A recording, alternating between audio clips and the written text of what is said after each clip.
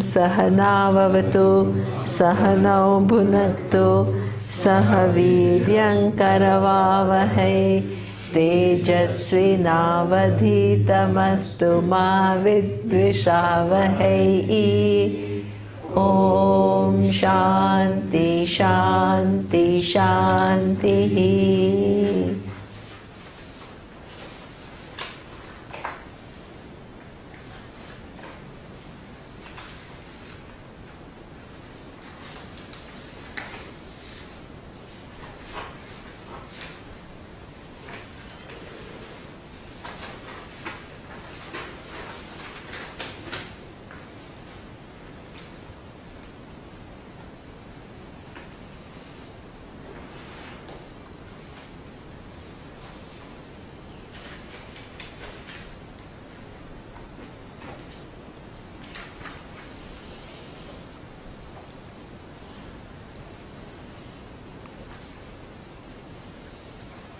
Okay, so the next verse is Tapamyahamaham varsham nidgrunan utsrujami cha amrutam chaiva mrutyuscha sadasachaham arjuna. So Lord Krishna is again, when he talks in the Bhagavad Gita, he doesn't talk as Mr. Krishna, one person, he talks as Avatara, the cause, right? So here he says, Tapami aham. So I am the one who heat up the world. So what actually heats up the world, you can say, is the sun, right? So but the sun itself is a manifestation, one of the manifestation of this all knowledge. And the job of heating up is getting accomplished. Verse 19. Yeah. Okay. So the job of heating up gets in form of the sun. And this is something which is important to understand, because even, for example, I think there was a discussion about the explaining the presence of all the differences that exist in the world among different people.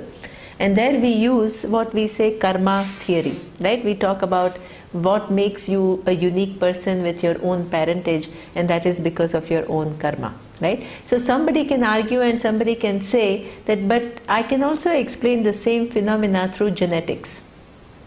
Okay? So here what we are saying, that why you are born with this parent who have these genes, right? So that means the law of karma has to manifest itself, but it manifests also through some scientific laws. Right? It manifests through genes and it follows a certain genetical order. Okay? Similarly, if the world has to be heated up, you can have another system of device where the world could be heated up. But you have the sun, through which the world is heated up enough so that the human life is possible. So everything happens through a given thing. How are you going to experience your punya and papa? Through all these different laws of genetics, different laws of gravity, right? That you have to fall and you have to get hurt. So the law of gravity is at work, where you're going up somewhere and then you slip and then you fall down, right? So that means that everything that is accomplished to give us the experiences that we deserve, not behind everything there is this law of karma, but also it gets accomplished through some manifest laws, medical, genetics or whatever. Okay? So this is how one has to understand that nothing is outside the purview of Ishvara, all knowledge. Then you are all encompassing in form of, you reconcile, you don't negate genetics, right? You incorporate genetics in your understanding as one of the manifestation through which that you are given that specific birth. Just to exhibit that point, a very simple story is given. Okay? So there is one person who is a big devotee of the Lord. Okay? And then the person is living in the village, and there is a lot of rain, okay? And the village is under flood. I mean, it's underwater, so there is flooding. Okay? So everybody starts running away, and this person who is a devotee starts saying that no, the Lord is going to save me. So while everybody is running, he sits there and he just continues to do the japa of Lord. Then what happens is that the level of flood actually starts rising, and then there are a few people who come as an emergency team, and they just kind of really want to push him away and evacuate him. So then he says, no, no, no, I have tremendous bhakti, I have a lot of devotion, Lord will come, will save me, you don't need to worry about me. Okay. Then the water level rises, then this helicopter is sent by the whatever the community, the police or the military or whatever, to take out any people who are stuck. So the helicopter people come, and then he refuses to go also.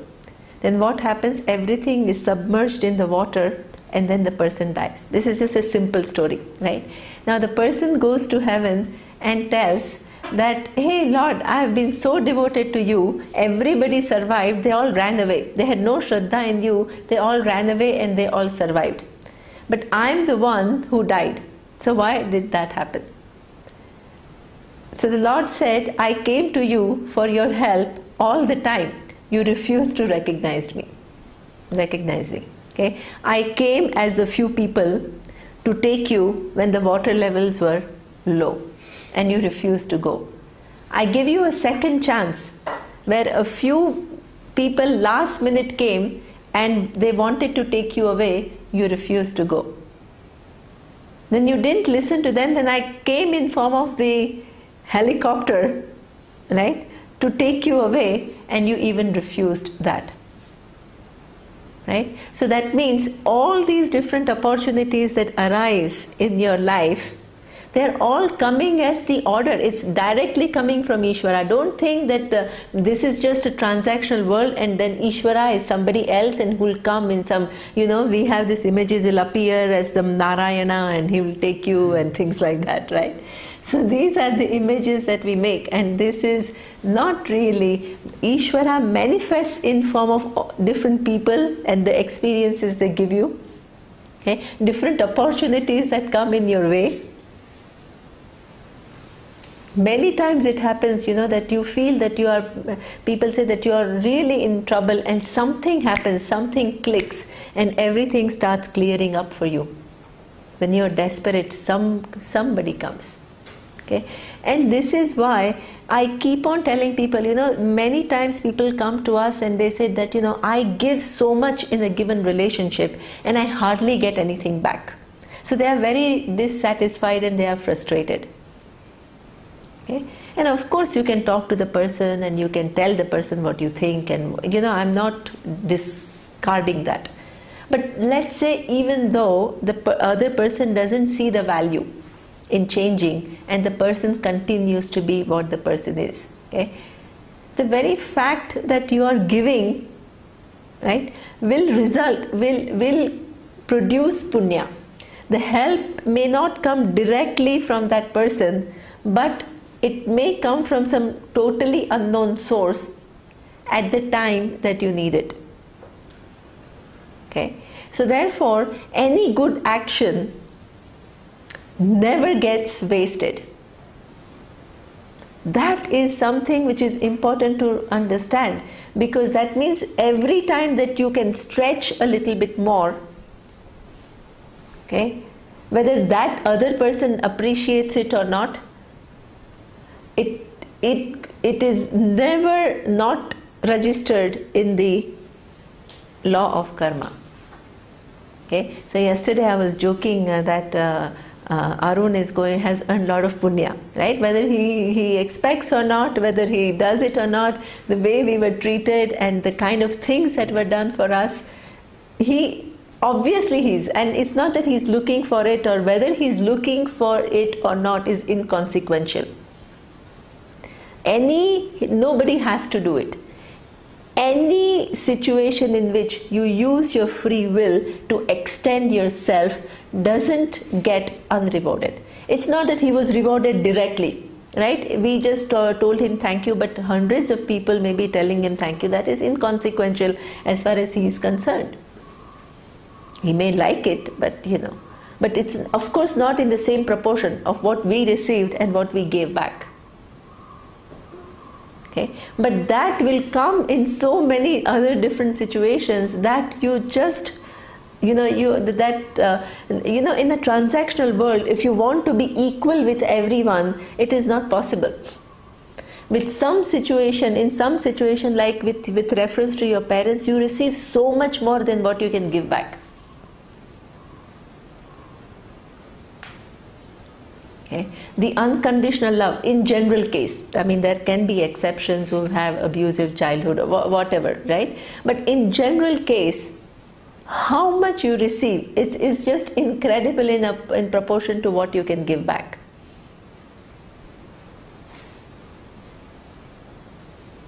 Okay. But you may not be able to give back there, but if you understand the way the laws work, you will do your best to give wherever you can. Okay. So the whole focus becomes how, in fact, our whole attitude is how can I hoard more to get more. The understanding has to be how can I, right, contribute more so that I can extend myself a little bit more than what I generally do, okay, so that the laws bring me favorable result, even if you're not looking for it, right?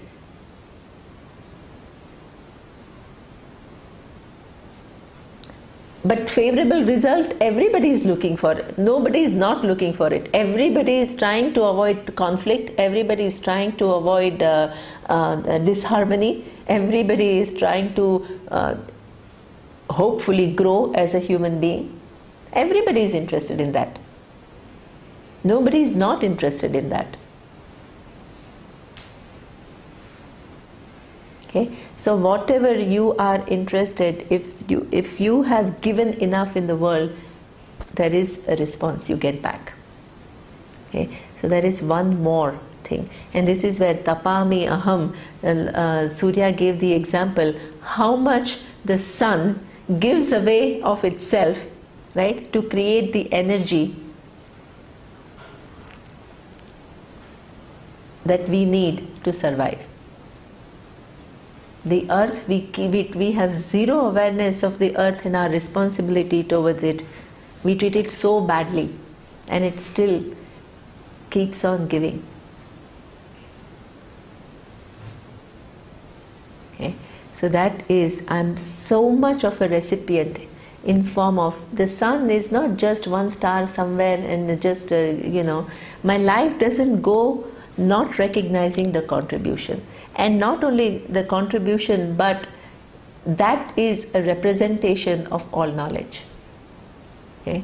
That is one of the manifestations of all knowledge. So here he says, tapami aham, aham varsham. I am also in form of the rain, which is a blessing. Okay? Nidgrunami utsrujami cha. Okay? So I hold the rain and I release the rain according to the laws. Okay? Amrutam chaiva mrutyuscha. I am also in form of the death, right? So Lord Yama is also we are all scared of Lord Yama, but he is also a manifestation of Ishvara. So the prarabdha karma, they say, how does the prarabdha karma calculate your time on birth? The time on earth. How? Right? So one way of looking at it is that you have this number of karmas with which you have come, and you are given the body which will enable you to experience those karmas at a given point in time, and up to that point the body will last. The other way that the people look at the time that you are given on earth is in terms of the breaths that you take. So that means that there is a kind of a countdown. The minute you are born, this many millions of births you are allowed, breaths you are allowed. Okay. So what do yogis do? They hold. they hold the breaths and they try to elongate, right? One breath generally which takes just like you. So that, what are you doing, right? Everybody's looking at Niru. So this is how you try to, the countdown. So the countdown begins. One more breath taken. That much expended. Okay. So the all knowledge works through your breath. It works through your karma. It works through everything, right, to give you the experiences. So here he says Utsrujami, so the birth is according to that, and even death, the death is according to that. The immortality is also, that is the nature. Okay? And your recognizing your immortality is also within the capability, and you need the grace of Ishvara. Today with Sarthaka we were talking about, exposing yourself to different people. And it's healthy, right? That you don't just stick to one person, but you try to see how the same teaching is delivered by different people. But at the same time, you don't know how much each one of them have understood either. You don't know. Right? And your capacity to assess how much each one has understood is also limited at very often.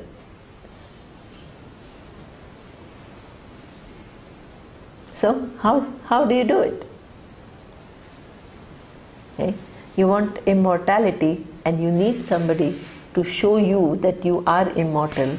But how do you know? Who knows what? And whether the person knows the truth or not?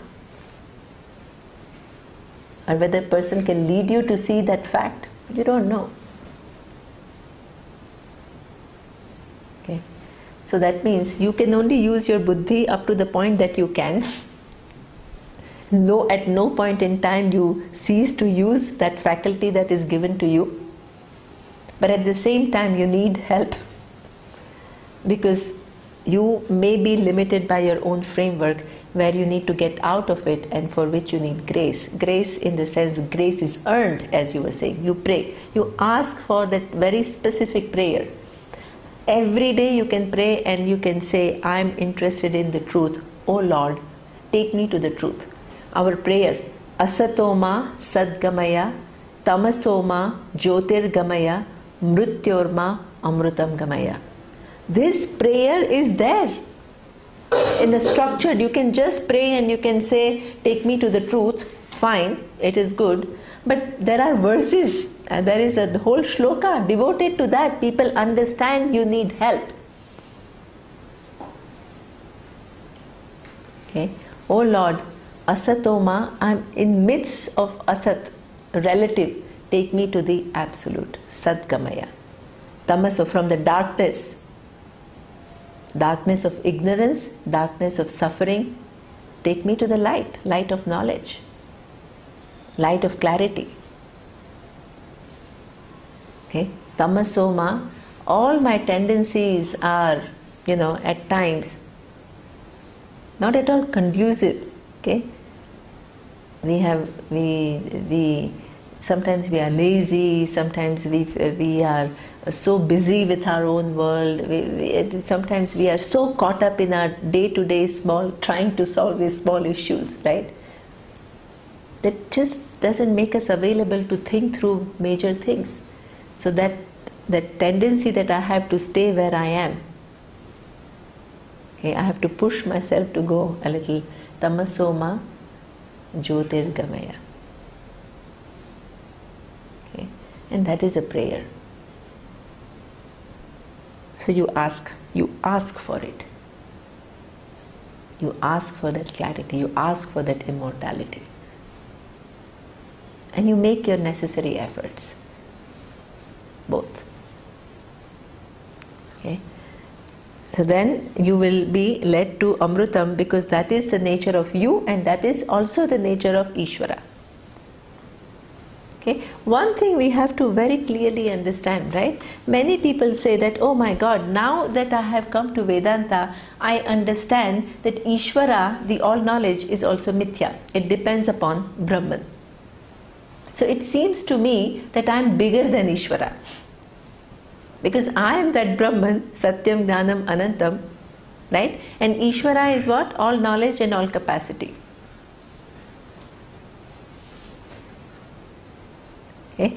This is where you also have to understand, we are not saying we are bigger than Ishvara. No.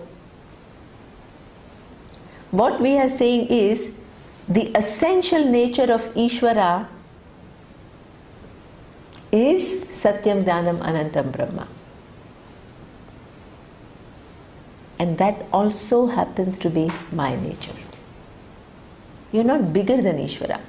In this whole equation, our Swamiji very, very emphatically says, right, that there is one side of the equation is Jiva, the individual. The other side of the equation is the cause, Ishvara. Okay? From the Jiva, Jivatvam, that sense of that consciousness which is due to avidya, which appears as individual, that Jivatvam, avidya part, which gives the appearance of an individual, is negated. And truth of Jiva is recognized as Brahman. From Ishvara, Ishvaratvam, the status of being the cause of the universe, which includes all knowledge and all capacity, is negated as Mithya. The truth of Ishvara is recognized as Satyam, Jnanam, Anantam, Brahma.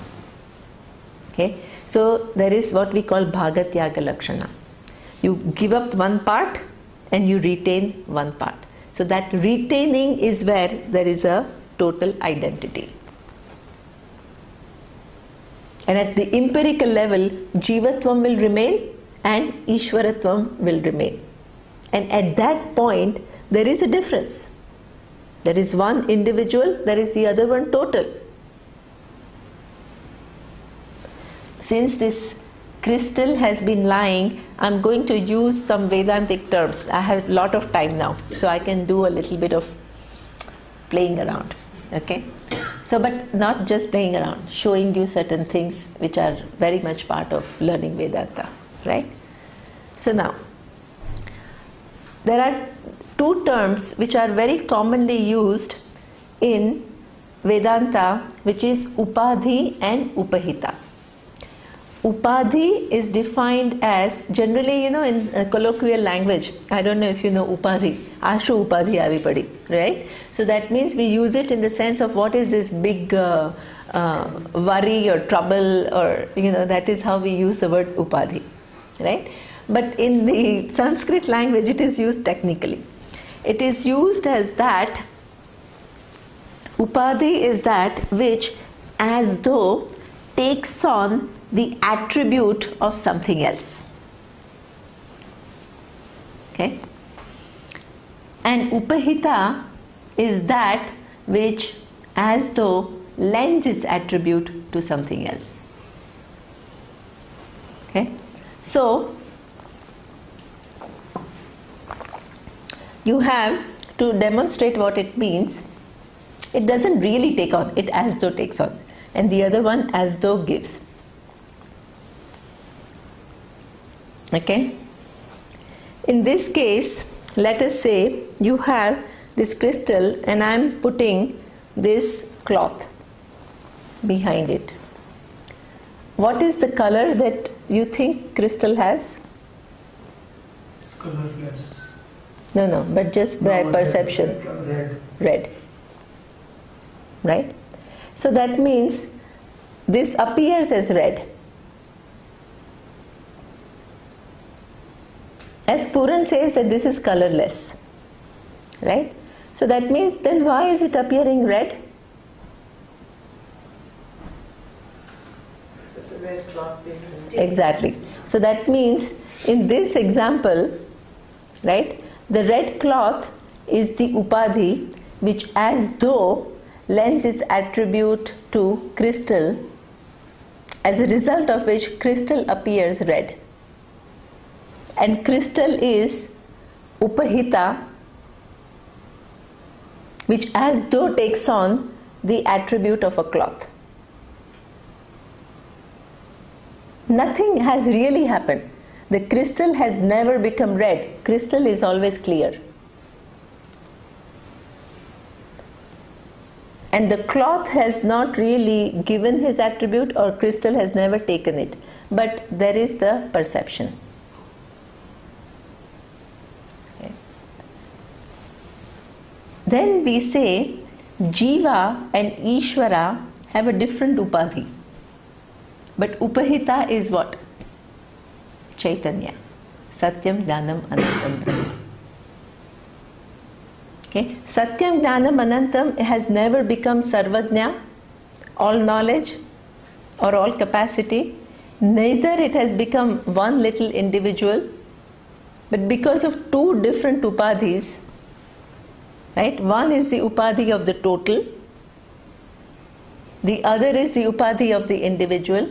It appears as total as well as individual.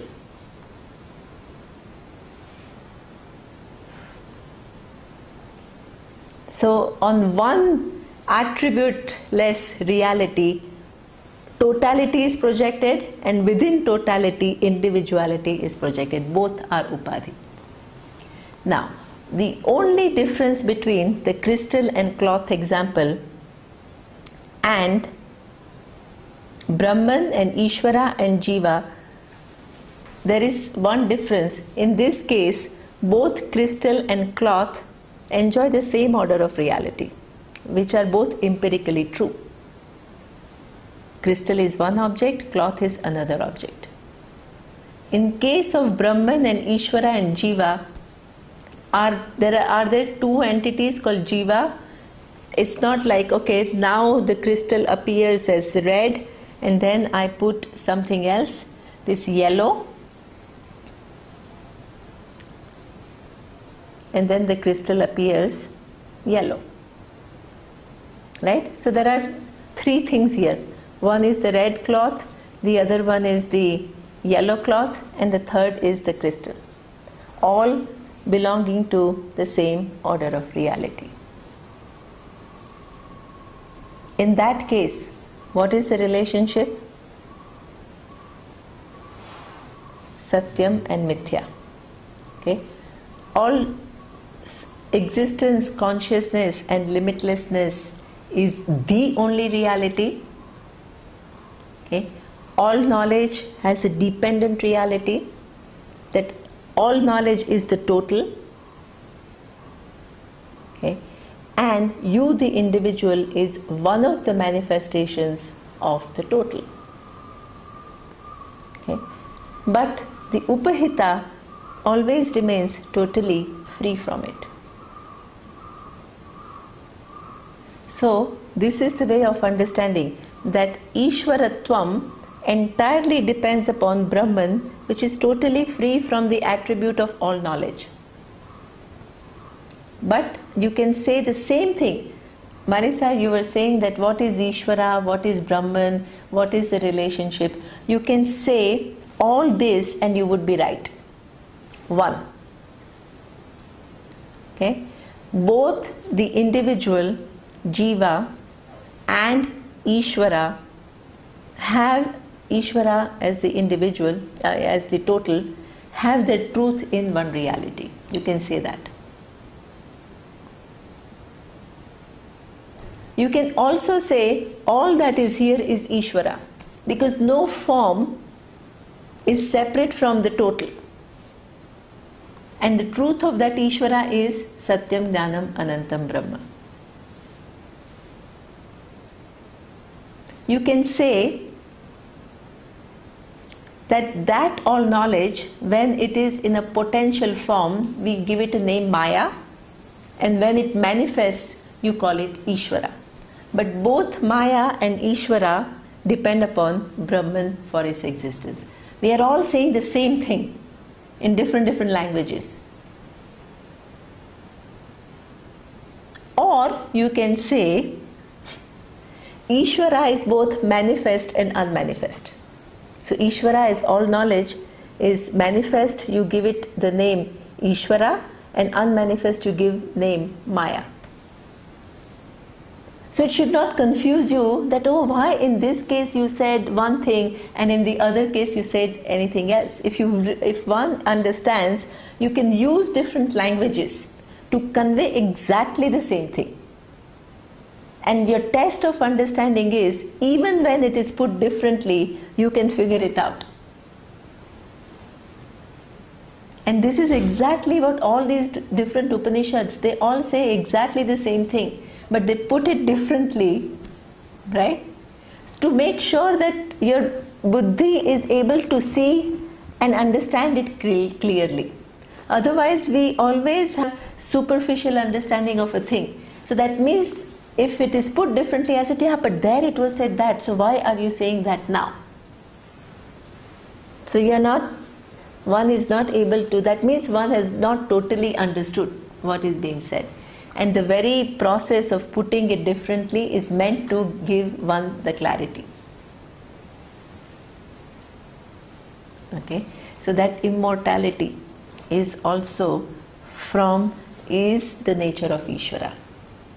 Ishvara, this knowledge which is hidden with reference to us, is not hidden to all knowledge.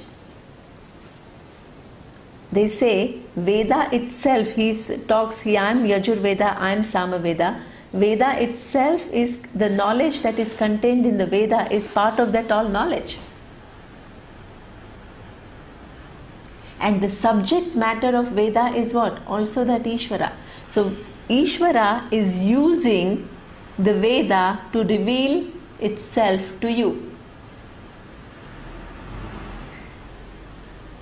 Then you ask, what is there in the book?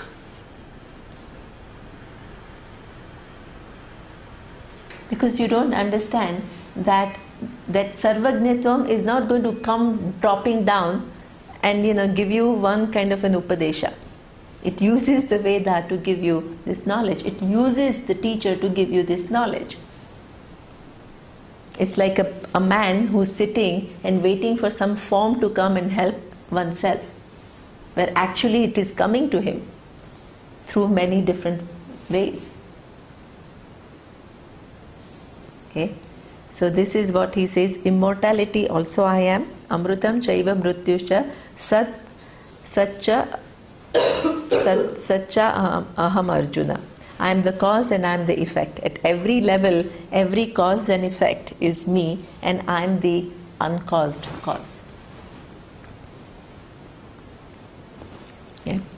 Then the next verse, which is 21. Te tam bhuktva svargalokam vishalam kshine punye martya lokam vishanti evam trai dharma manupapannaha gata gatam kama kama labhante. If you have not come to moksha in your life, which is knowing the nature of Ishvara, and in knowing the nature of Ishvara is also knowledge of yourself, what happens? Maximum that is possible. If you have missed this reality, what is the maximum which is possible? Okay, you can go to what we call Swargaloka. Swargaloka is defined as, after the death, when you give up human body, you are taken to another sphere of experience. In this sphere of experience, if you have better bodies, more refined senses, your eyes can see more, they are programmed differently. Okay, your eyes can see more, your ears can hear better, your sense of smell is very, very subtle. Okay, so you are given better bodies to enjoy life, and also you are given better objects, right, to really enjoy more. So more refined objects and more refined senses. So this is what happens in Swargaloka. And what takes you to Swargaloka? Good karma. You've earned punya. It's almost, Swarga is almost like a holiday home. You've earned some money, right? Now you go and have a good time. You go to Bahamas, you go to Caribbean, you go to Bali, right?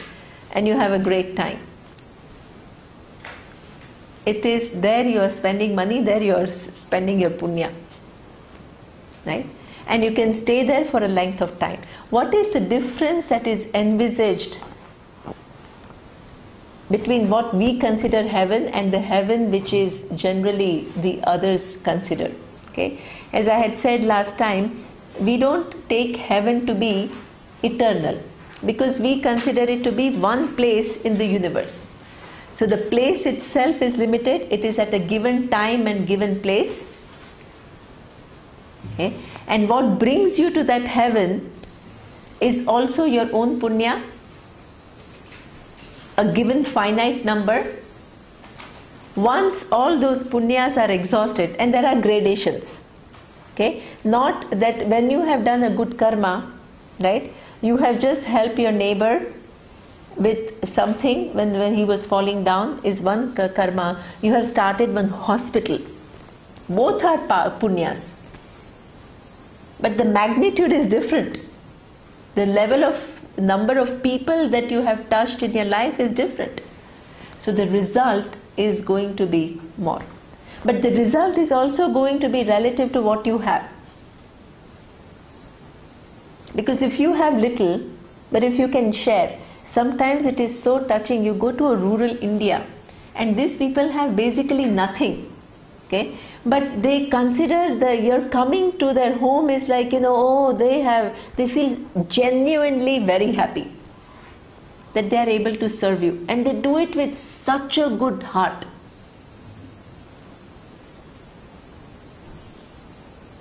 Okay. And they'll just give away whatever they have, and they will not even have a sense of loss.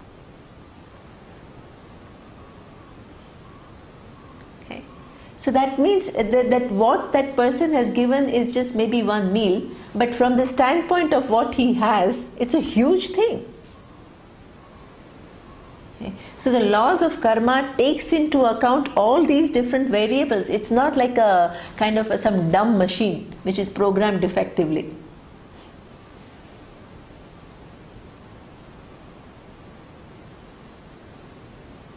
Okay. So all these different, how much you have done compared to what you have, how much you have stretched yourself.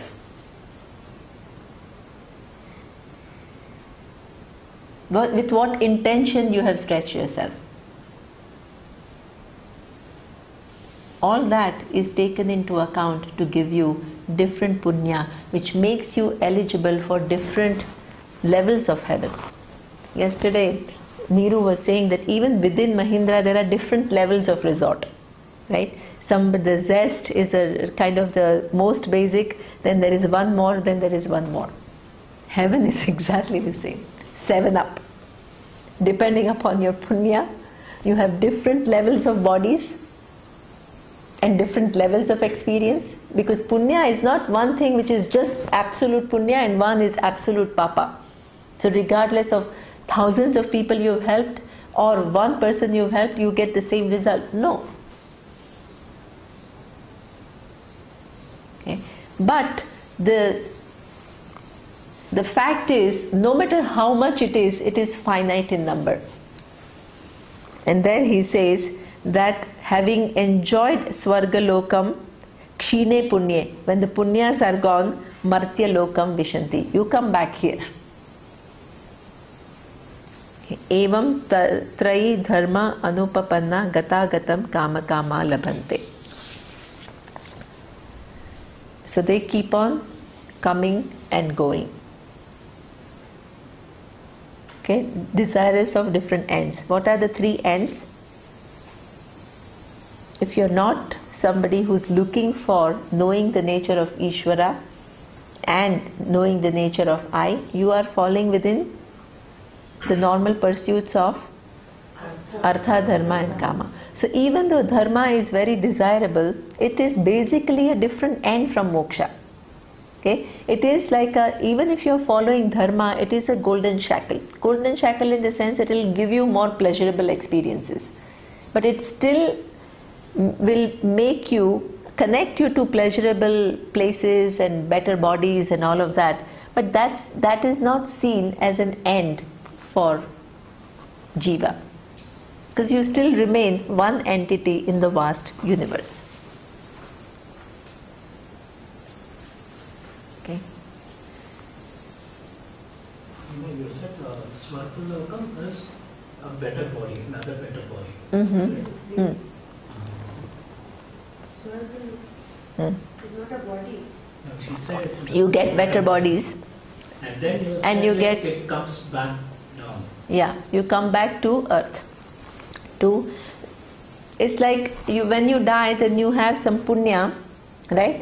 Either it can, that punya takes you to, it can take you to. You can also come back. There is no rule, but there is a possibility that it can take you to a different place and time framework within the universe.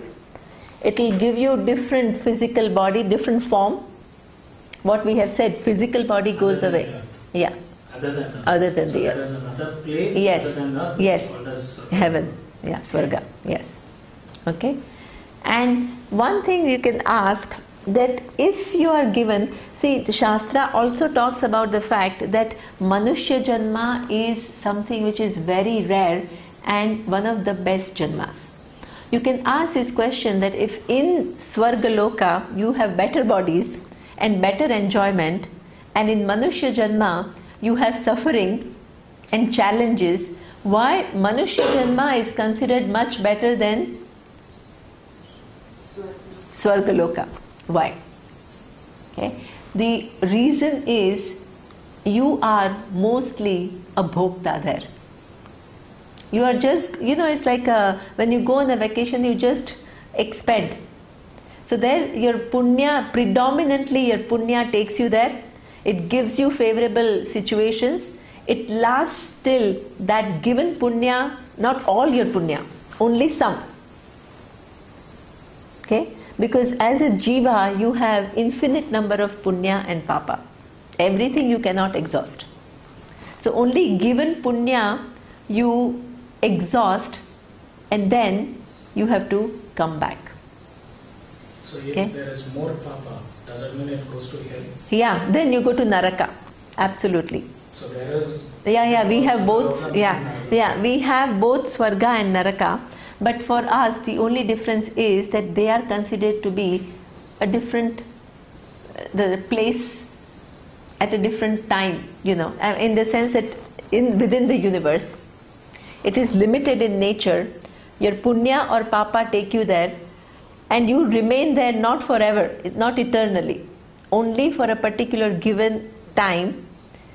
And there also there are gradations. There is not one thing called heaven and one thing called, because even if you've done something wrong, you could have just cheated somebody for 100 rupees, or you could have murdered somebody. So there are all these different spheres where you have increasing levels of difficulties and increasing levels of pleasures, all in gradations.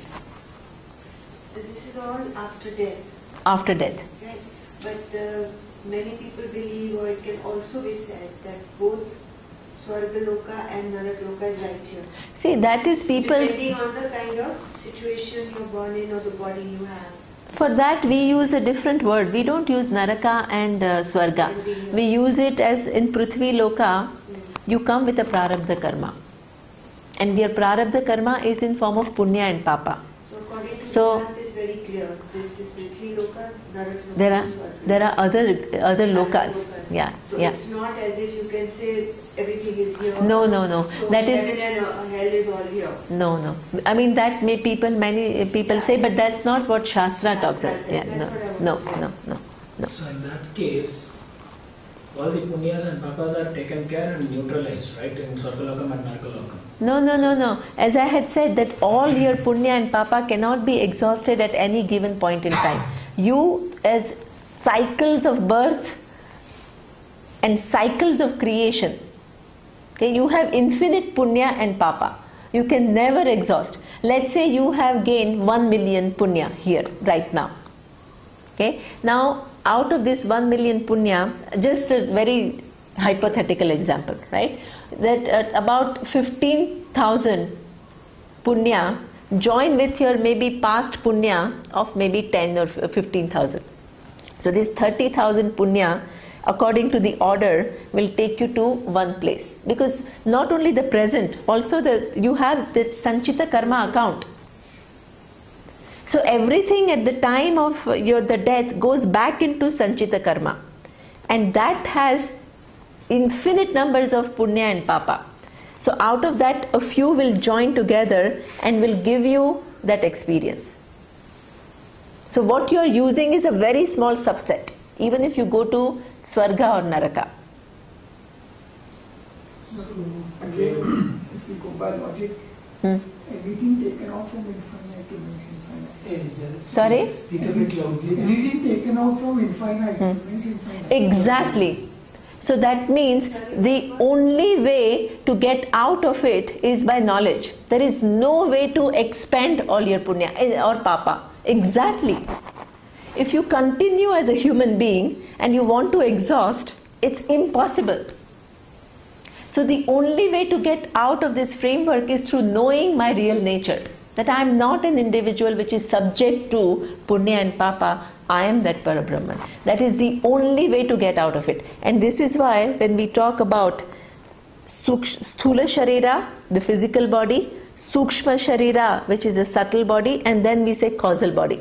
And causal body has two things. One is all the karma, and then ignorance about what is the nature of yourself. If you want to get out of taking all these different bodies, right, the only way is to address ignorance. There is no other way. And jiva is what we say, that consciousness, because of ignorance, identifies with the sukshma, sthula and karma sharira.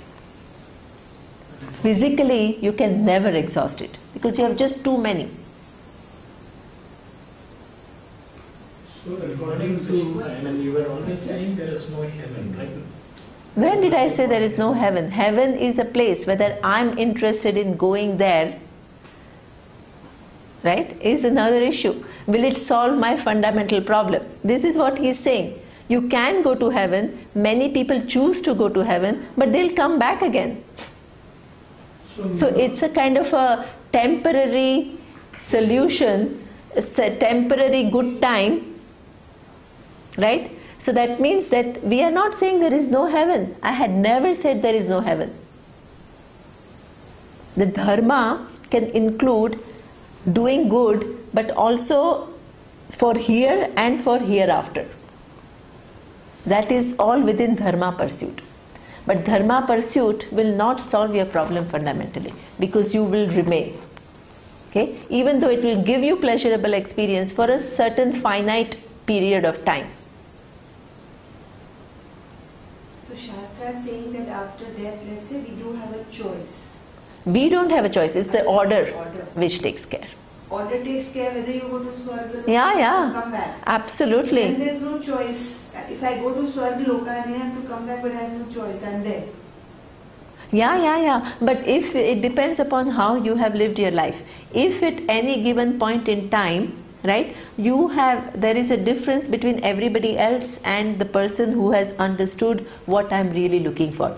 Once you have determined that moksha is what I want, okay, and my main goal of life is not to get this and get that and go to places, but it is to gain knowledge, right? Then you have changed the very course of your being. Okay? So until you have determined that moksha is the end, that cycle continues, you go from here to there, because you are within artha, dharma and kama anyway. Okay? And there it says, even if you go, right, even if you go at even as a moksharthi, mumukshu, you have gained a lot of punya, you've done a lot of good, for your antakarna shuddhi and things like that. You still can go to Swarga for a certain length of time, okay, and you can come back, Lord Krishna says, with a much better body, with a lot more conducive situation, okay, where you don't have to struggle, where you will be connected to a wise person and that knowledge will be made available. Okay, so you continue. Once you have started the journey for moksha, it will continue. Even if you go to heaven, even if you don't want, and you may end up in heaven because of some reason, when you come back, you will be reconnected to this knowledge until the time that this knowledge is absolutely clear. So it can take one birth, it can take 5 births, it can take I don't know how many births. Okay, so the choice is not there. Choice is not there. Care. Yes. Still, I have removed all my ignorance. Yes. And after I have removed, let's say I have removed my ignorance, Then, as I had said before, you are a wise person. No, then I don't take birth? No, because the whole thing that the ignorance is gone, then Sanchita, Sukshma, Sthula, everything goes away, no? So that's why you remain as the cause of the universe. You don't come back to experience the world as a given entity. No, you are consciousness which is present, invariable in manifest and unmanifest. But you don't come back as a given body and experience the world as a given entity, connected. So neither in this loka nor Swarga? No, nowhere. Nowhere. Yeah, nowhere. So like what the Puranas say, are there multiple lokas like Chandraloka, Indraloka, Swarga? Yeah. Even this Yeah. Gayatri You have all mantra, these- Yeah, all these lokas, even yes. Gayatri mantra recognizes What about Gayatri Mantra? that. Nothing you talk about. So Puran, what is your question? So, according to this text, you go to Swargaloka, and after this is what you said, exhausted, you are, It is said here. Yeah, so that's what I'm saying. The credit entries, then you return. If your overall balance sheet is debit, then you go to Narka. Then you come back also from there. Yeah, of course, absolutely. Is this part of Absolutely. The whole concept of Swarga and Naraka is never eternal. It's just, it's just extension of our own experience. In some ways, what Niru is saying, right? That here also any difficulty that we have, we think it is like, the whole heaven has fallen on us.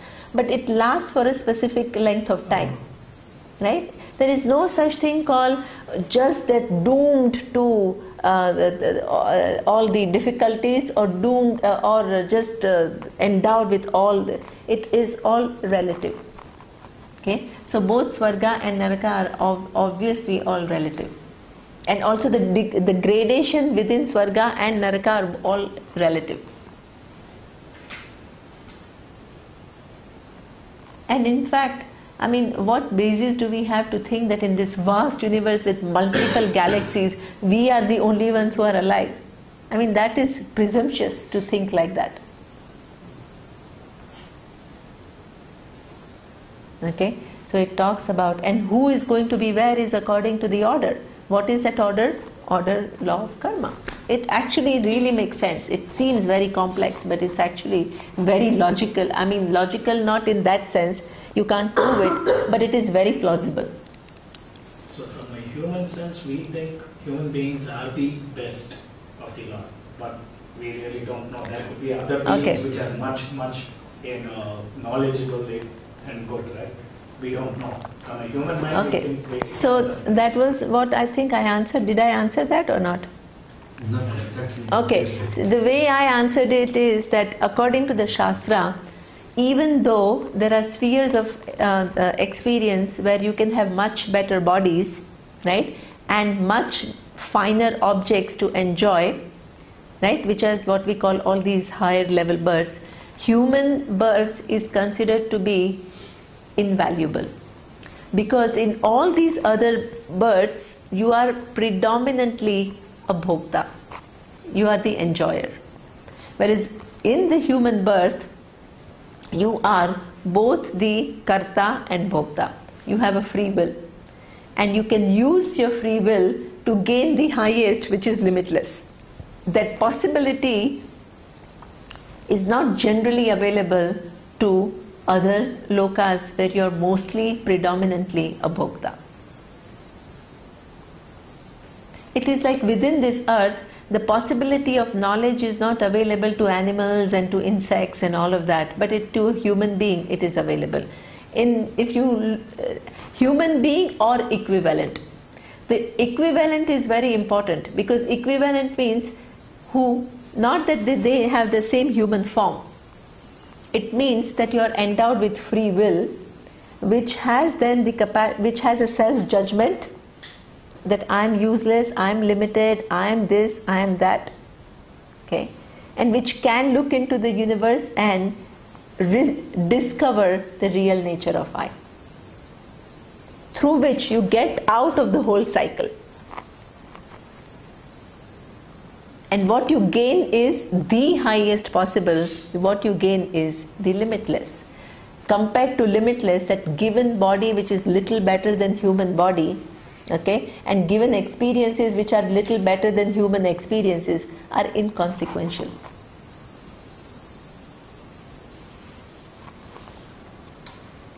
Okay, so, wow, I thought I'll go very fast. Okay. What happened to verse 20? No, I have selected a few because if there is a repetition and things like that, then there is no need to go through each verse, but everything is pretty much covered, right? So kama kama labante. Here what is shown is the pursuit of heaven as opposed to pursuit of moksha.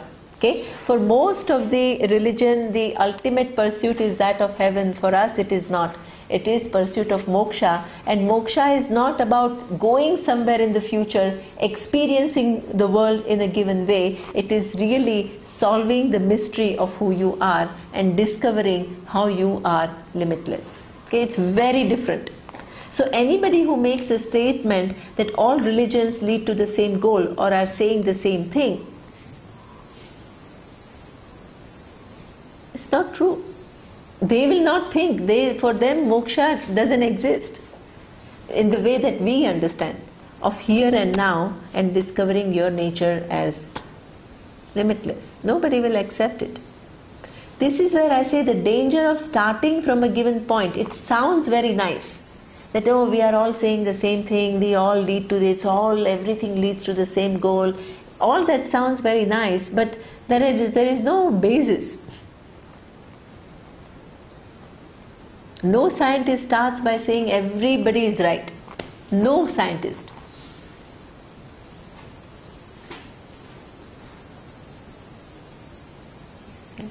You want to know things, and even though you love people, they could be wrong. And what is, right? So, for us, moksha is the gain. The relativity of the pursuit of going to heaven is shown because most of the humanity is committed to going to heaven.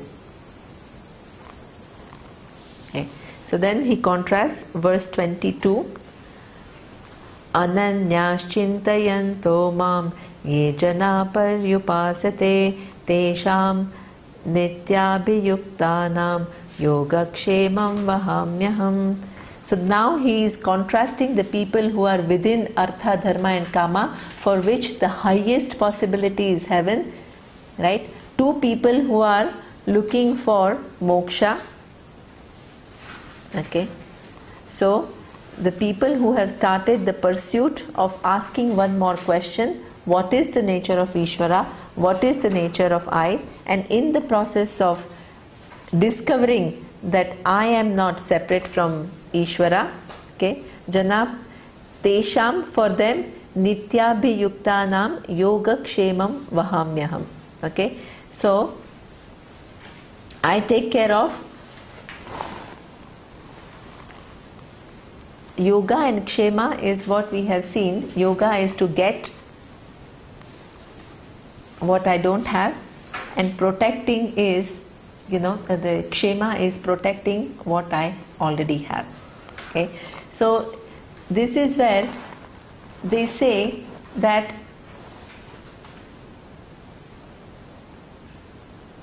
among millions and millions and millions of people, there is one person who may be interested in moksha.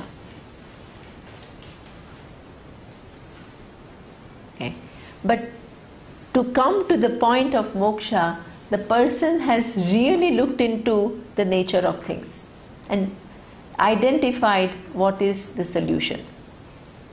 Once that person has made, that thing that moksha is what I am searching for, and within the spiritual pursuit it is the knowledge of I which is going to give me that knowledge, my mumukshutvam turns into jignasutvam, okay, then there is like the direction of life is well defined. Once you have done that,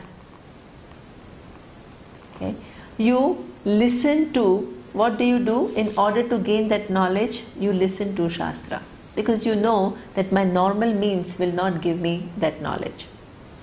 Who do you go to?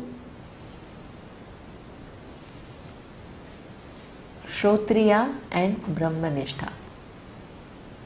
Shrotriya is the person who has studied Shastra, who knows how to use the words to make you see what is here and now. It's not a future promise. It's not you follow me and I will take you there.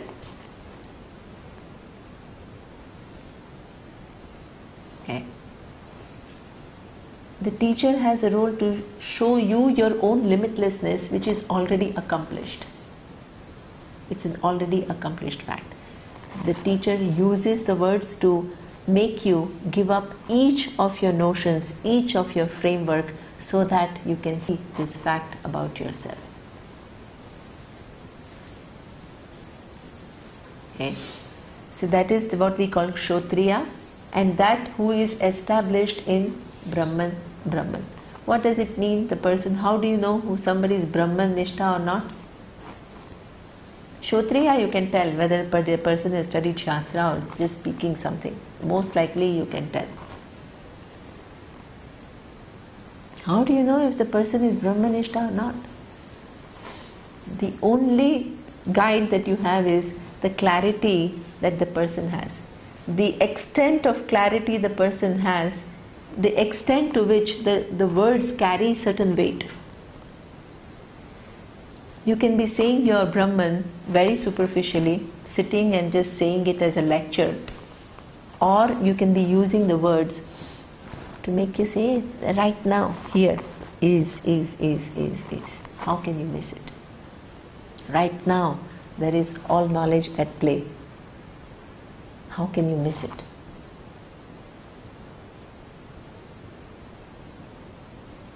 Okay. So that is what we say. You can only judge whether the person is Brahmanistha or not in terms of how the immediacy of this knowledge.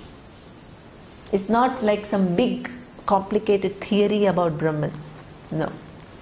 It's not like one of the schools of thought where each one is thinking and this is one thing where we just say, oh yeah, we contend and this is very nice philosophically. No. Shastra is a pramana right now, which helps you to discover. So this is how the person handles the words, and there is some, even though you may not understand everything, because your total understanding also depends upon many factors. But how the words are handled, you can easily see. Are these words handled to create just some concepts, or they are used to make you see certain things? That much I think you can tell.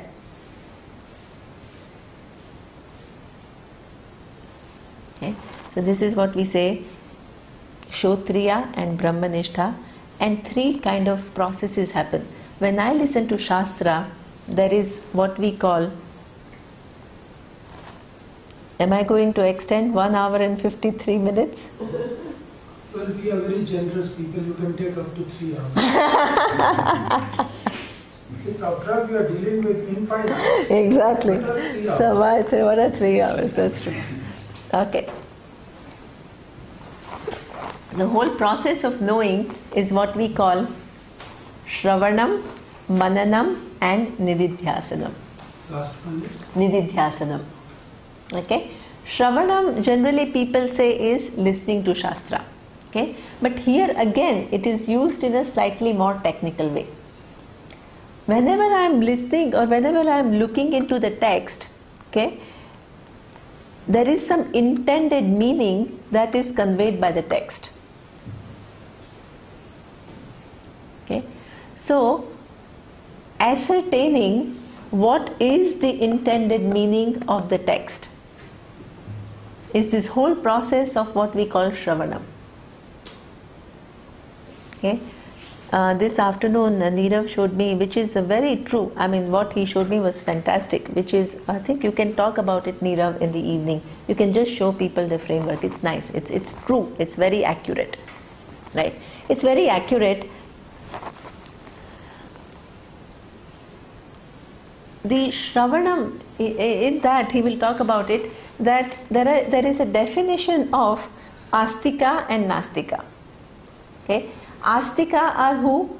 The people who take Veda as a pramana. And who is a Nastika? Nastika is the people who don't take Veda as a pramana. Okay? So you could be believing in God, but you technically under this, generally we think Astika is the person who believes in God and Nastika is the person who does not believe in God.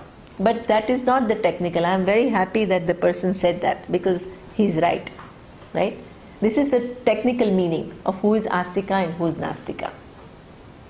Okay? So that means that you have all these Astikas who take Veda as a pramana, but each one of them has a different view altogether.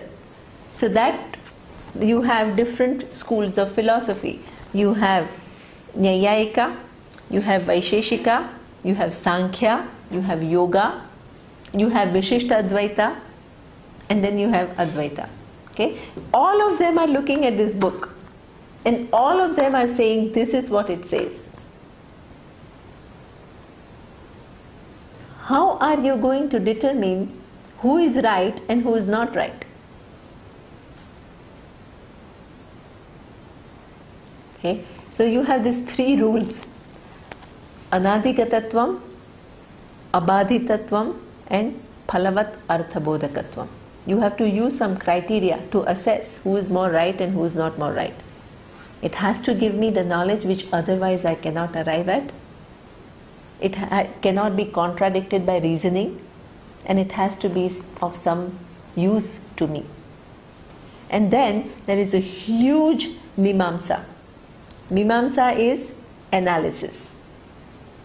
That if somebody is having a contention which doesn't correspond to reality, then it has to fall apart logically somewhere.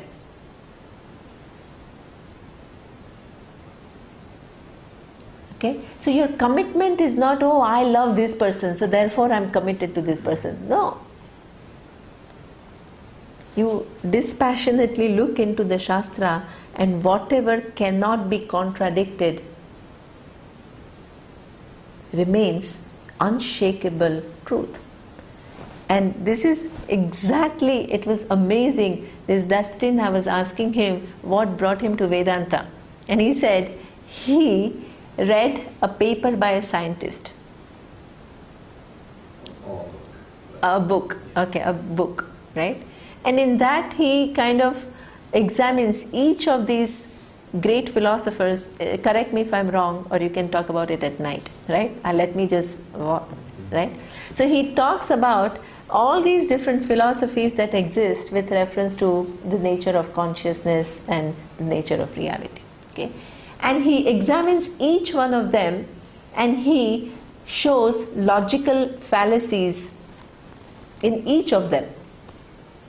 And only one thing remains, which he says is the only possibility which has certain coherency, and that is Upanishads, Vedanta, the Advaita. Okay? The person has no commitment to Advaita or anything. He is just looking,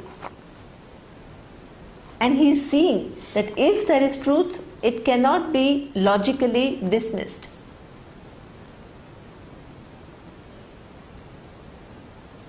Okay? So this is my commitment, understanding the intention. If Shastra is a pramana, it cannot be, I can't imagine what it says. And this is why we don't use the word interpretation. Nobody, if you are using interpretation, that means you are operating from your own framework, which will make you have conclusions about what you think is the reality. We are not interested in what we are interested in, what is the reality, and whether you have captured it as it is or not. What is the intention of the book, and whether you have captured the intention accurately or you are superimposing something which is not written in the book. Okay? So this process of analysis to arrive at what is actually written by the book, what is gone by, what is in the future, how do you reconcile everything so that there is an internal consistency, non-contradiction, how does it then correspond to the reality when I look into the world? There are all these different methods through which you test.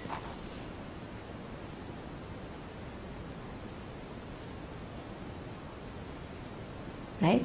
So this process is what we call Shravanam. Shravanam is technical. Don't think, oh yeah, listening to Shastra is Shravanam.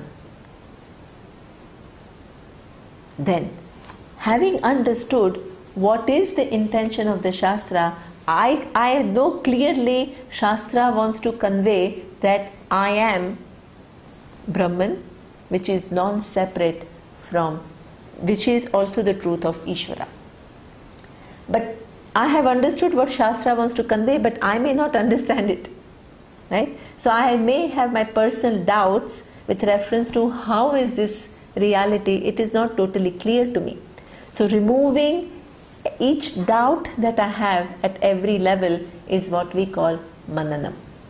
I know what Shastra wants to say, I am clear, but that doesn't mean that I have understood it totally, what it wants to convey to me. Okay? So removing the doubt, listening to it, thinking about it. Listening, the very listening involves when Adi Shankaracharya writes commentaries, he himself, if you don't have doubts, he himself will raise doubts. And he will answer them. One example, Asadva idam agra asit in Taittiriya Upanishad. If the person doesn't know, he'll say, oh yeah, how can non-existent be the truth of the existence, and it'll go. Okay? He uses that Asadva idam agra asit to talk about two schools, Shunyavadi and Kshanika Vijnanavadi. He himself does that. The whole methodology inbuilt raises doubts and answers them. Not to negate people or to say they are false, but to give you the clarity. So you have to help yourself to that, and you may have contemporary people. Surya, at lunch, he was talking about, Shankaracharya did that whole thing with reference to his contemporaries, who were all these people. Okay? But now, as the time has passed by, you have other thinkers, contemporary thinkers, like Aurobindo, you have Ramakrishna, Vivekananda, you have all these people who don't say exactly the same thing. So you have to test who's saying what, and you have to use that analysis. You don't have commitment to any. We are not saying people are good or bad. People can be extremely good, right? But the truth doesn't depend upon how kind you are or how, so what they say or what we think they say.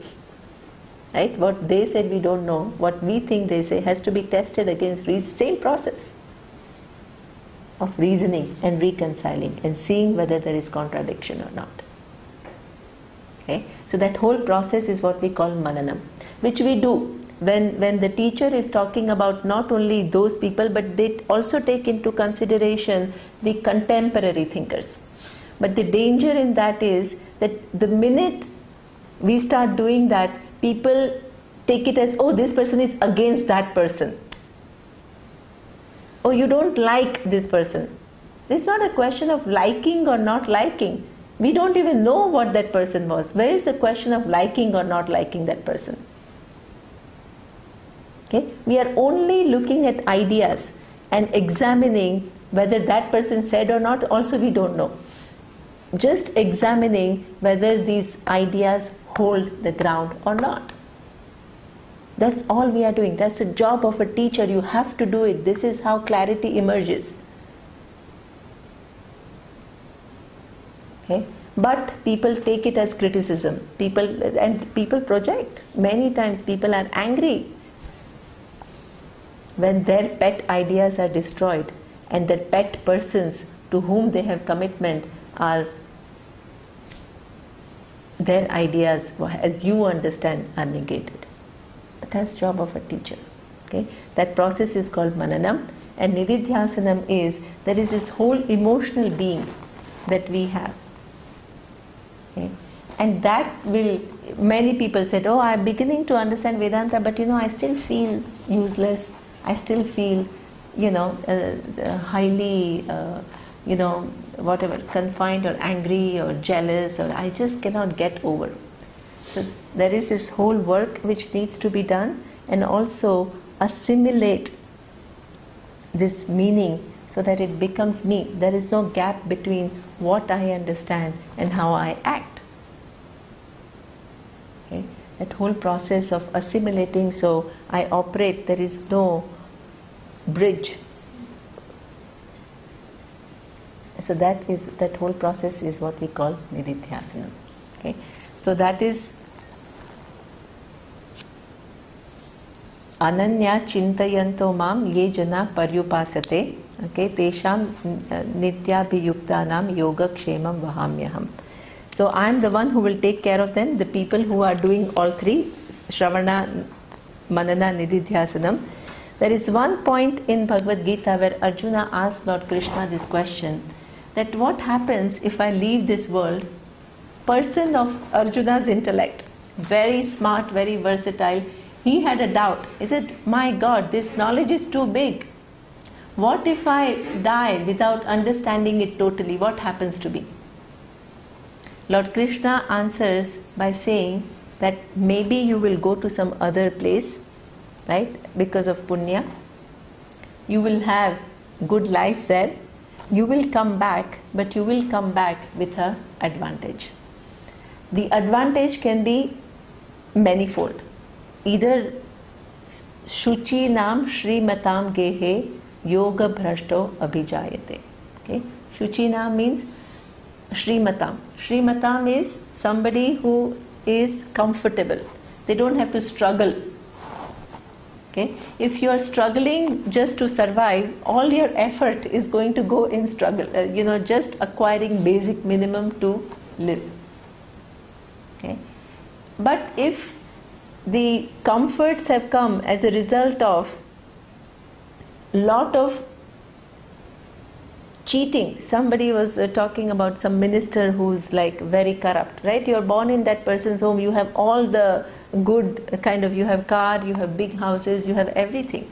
But you have seen, right? As a child, we are all very perceptive. Nobody, can fool. And you see how the parents are behaving, what kind of values they have. Okay? That is maybe punya in one way, but not punya in the other way. Here that Shrimatam is qualified with Shuchinam. Shuchinam means there is certain sense of dharma. There is sense of a certain conduct. So much of one's own value structure we pick up from you think children don't understand. In fact, they pick up so much in the formative years from the way the parents behave. Unsaid words.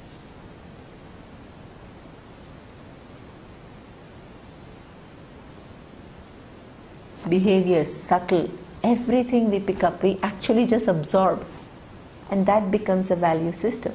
So here he says, once you have started this pursuit, okay, you will be born in a comfortable situation, and that comfortable situation is from a home where there are some values too.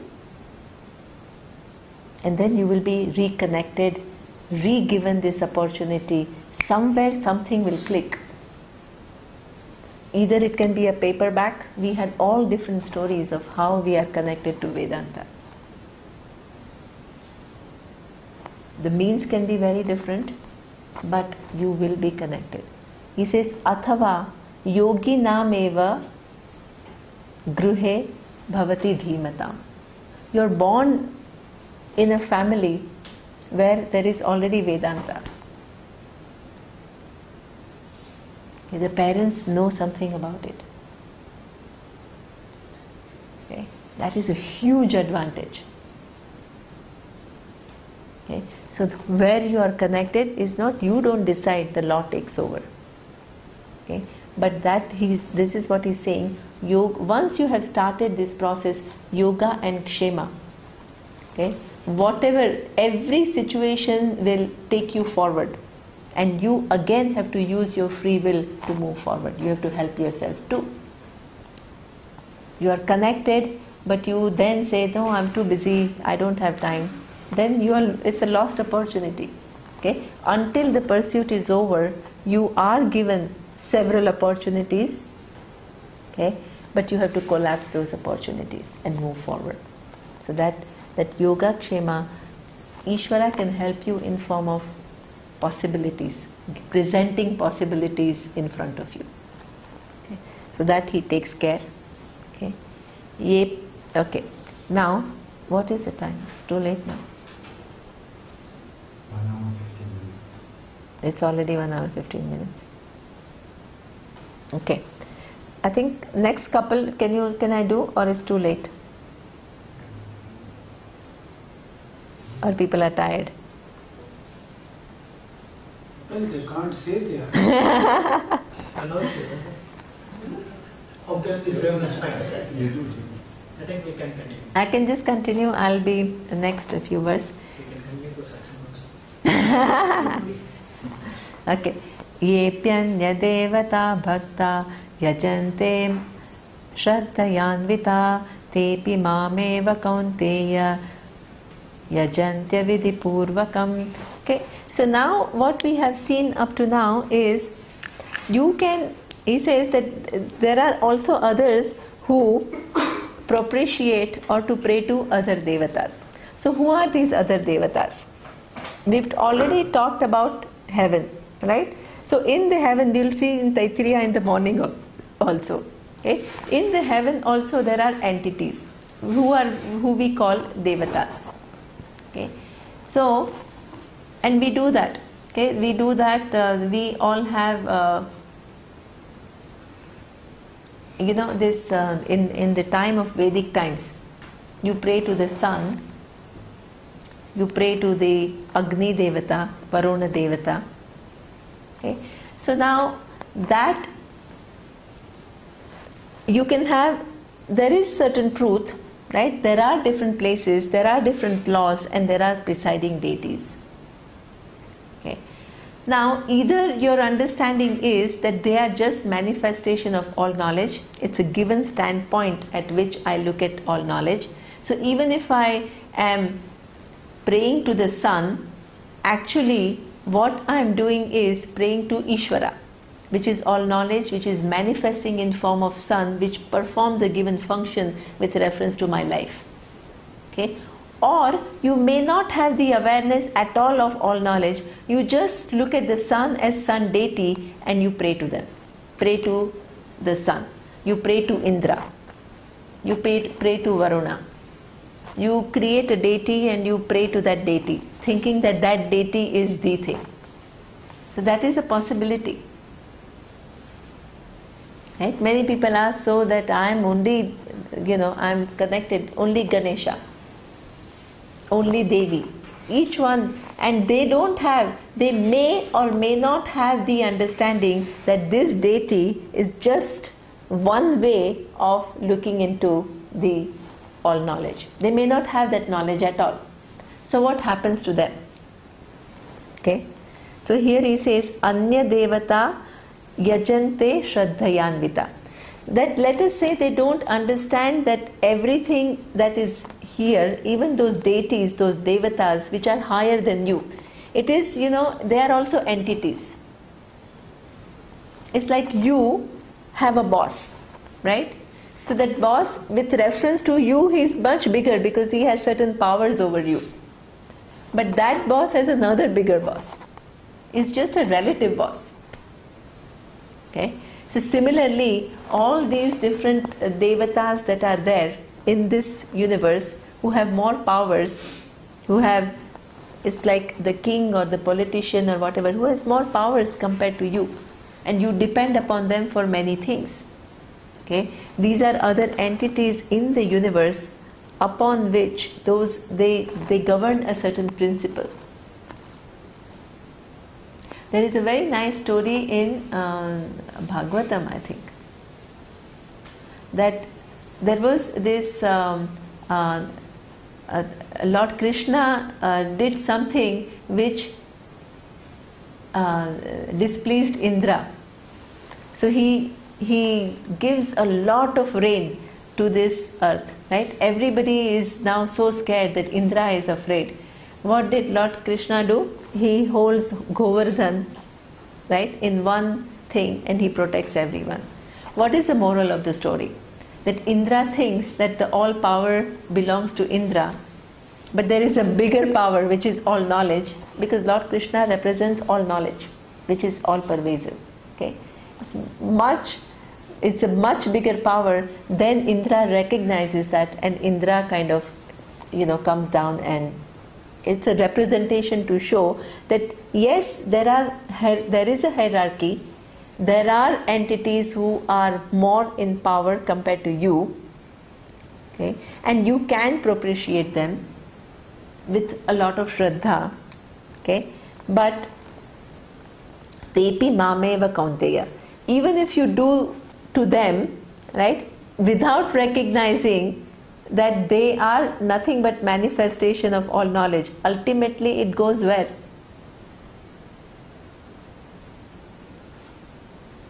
To that Ishvara, whether you know it or not. Okay, so also one thing is important for us to recognize is that one cannot be just because one has recognized that all that is here is one all knowledge, and that not only manifests here in form of all the entities, it can also manifest in form of other entities in the universe with much bigger power. Okay, everything is within the all knowledge itself, and even if you propitiate one without necessarily knowing that who I am propitiating is all knowledge, still it doesn't matter. It will go to all knowledge itself. Over a period of time, you will be given an opportunity to further refine your vision. But people who are doing it, don't disturb them, don't criticize them. Even if somebody is this, a lot of people in Gujarat, they have this Krishna Lala, and they relate to this Lala as a given individual and show all kinds of emotions. Okay? Just because I have understood that Krishna is not, don't disturb these people and don't look down upon them. Time will come where the order will give them an opportunity to move forward. But right now, where they are, don't disturb them, because ultimately it goes to me. I may not do it, right? That is fine. But don't disturb those who are doing it. Don't look down upon them. Because ultimately everything is within my laws and my order itself. Okay? So this is what he is saying. Yepi mameva kaunteya vidhi purvakam. Yanti, then he gives that if you propitiate different devatas in a given form, not recognizing my presence as all knowledge, what happens to them? He gives the result, which is the last verse we'll do now, then the next we'll do in the next class. Yanti devavrata devan pitrun yanti prituvrataha bhutani yanti bhuteja yanti madhyajinopi mam. Okay, so those who propitiate me in terms of a given deity, what will happen? As a result of punya gained, that person will go there.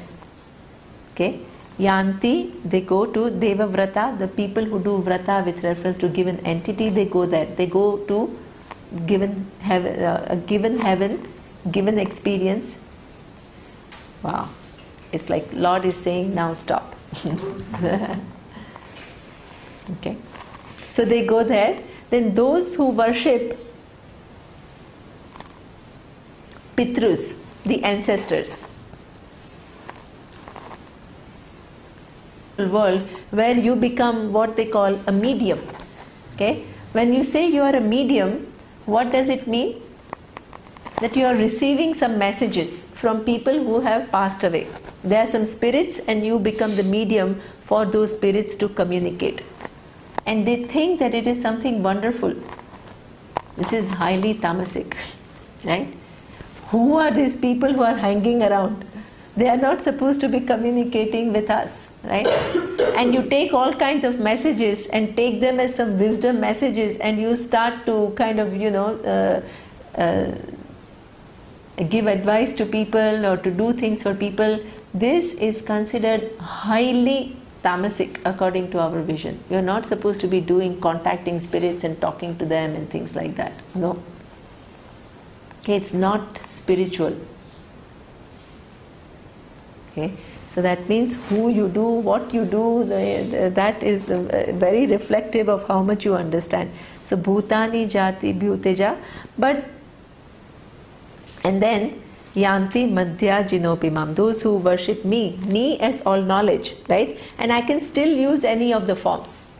How much I understand, either I can just pray to sun as sun deity and that's all, or I can understand sun as a manifestation of all knowledge, and through the representation of sun I can pray to all knowledge. If I've just converted the understanding, I need not change. Right? I can propitiate Krishna as one entity, or I can understand that Krishna is not just one entity, it is all knowledge which is manifesting in this given form.